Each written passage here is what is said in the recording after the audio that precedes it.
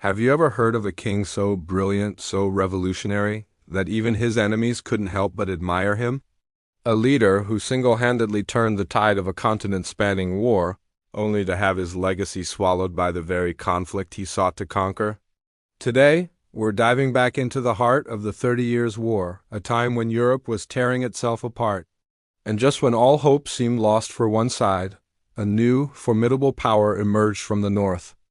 This is the story of the Lion of the North, Gustavus Adolphus of Sweden. By 1630, the Protestant cause in Germany was on its last legs. The imperial forces, led by the calculating Wallenstein, seemed unstoppable. The war, which had started over religious disputes, had morphed into a brutal power struggle, crushing ordinary people under the weight of endless conflict. It felt like the end. But then across the Baltic Sea, a new player entered the game. A young, fiercely determined king with a vision not just for his country, but for the very nature of warfare itself. That king was Gustavus Adolphus. When the Swedish army landed in Germany, it was unlike anything the war-torn lands had ever seen. These weren't just mercenaries fighting for coin. These were disciplined, well-organized soldiers, united by a sense of purpose and loyalty to their king. Gustavus wasn't just a monarch. He was a military genius. He understood that the old ways of war, with slow, lumbering formations and heavy, cumbersome weapons, were obsolete. He envisioned an army that was light, fast, and lethal.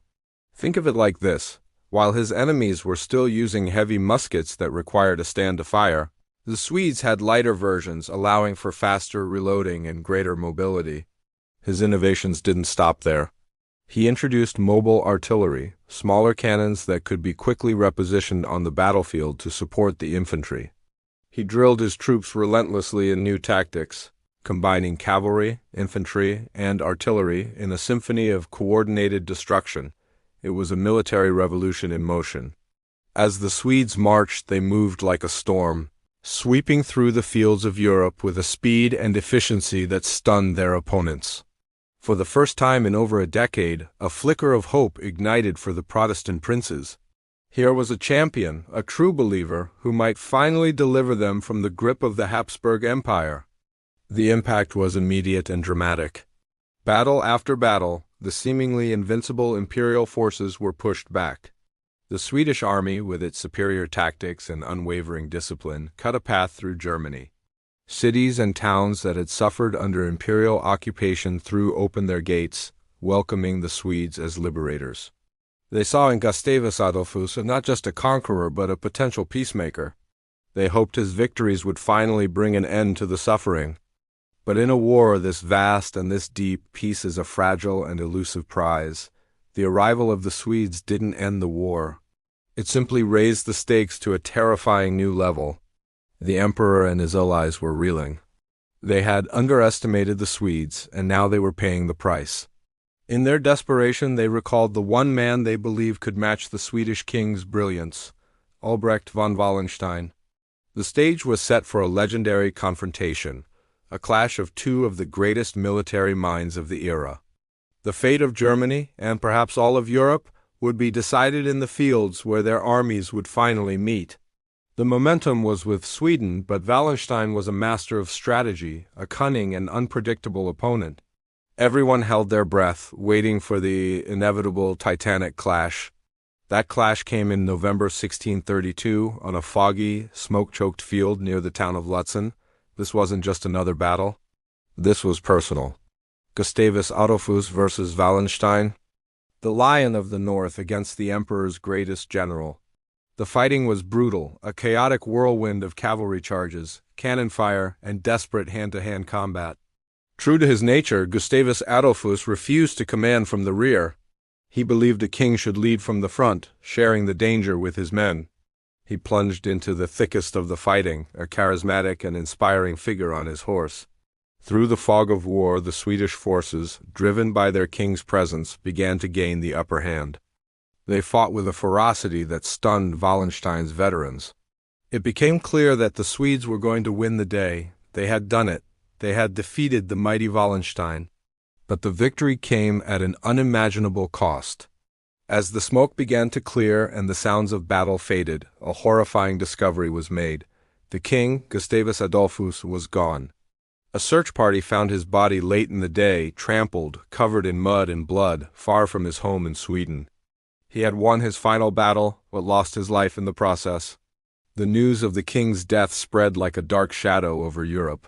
For the Swedes and their Protestant allies, the victory at Lutzen felt like a devastating defeat.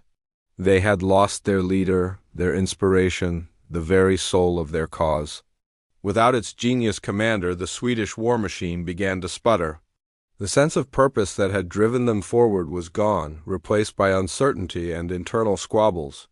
The war, which for a moment had a clear hero and a clear direction, once again lost its meaning. It descended back into a confusing, multi-sided slugfest. And then something truly strange happened. Something that shows just how twisted the war had become. France, a staunchly Catholic nation, officially entered the war. But here's the twist. They joined on the Protestant side, fighting alongside Sweden against the Catholic Habsburgs. Why? It had nothing to do with religion anymore. The French, led by the cunning Cardinal Richelieu, saw a golden opportunity. Their main goal was to weaken their great rivals, the Habsburgs of Spain and the Holy Roman Empire. If that meant funding and fighting alongside Protestants, so be it. Politics had completely eclipsed faith. This French intervention marked the final, and perhaps most brutal, phase of the war. By now, any semblance of the original religious conflict was gone. No one really remembered why it had all started back in 1618 with a few angry nobles in Prague. It was now a naked struggle for power and territory. Armies changed sides based on who offered the better pay. Mercenary captains became powerful warlords, carving out their own little kingdoms. The very fabric of society in Central Europe was being shredded. For the ordinary people, the farmers, the merchants, the family's life became an unrelenting nightmare. Imagine living in a world where your village could be sacked by a friendly army one day and a hostile army the next, with both leaving you equally destitute. The decades of constant warfare had destroyed the land. Fields lay fallow, leading to widespread famine. Malnutrition weakened the population, making them easy prey for disease. The plague, the Black Death, returned with a vengeance, sweeping through crowded refugee camps and decimated cities. Famine, plague, and utter hopelessness spread faster and were more deadly than any army could ever be. Historians estimate that in some parts of Germany, the population dropped by over 50%. This wasn't war anymore, it was the apocalypse. The continent was trapped in a death spiral, and for years it seemed there was no way out. Thanks so much for watching. The 30 Years' War shows how conflicts can spiral out of control, losing their original purpose and leaving nothing but destruction in their wake. If you found this story compelling, please hit that like button and subscribe to the channel for more deep dives into the pivotal moments of history. We love hearing from you, so drop a comment below and let us know what you think. See you in the next video.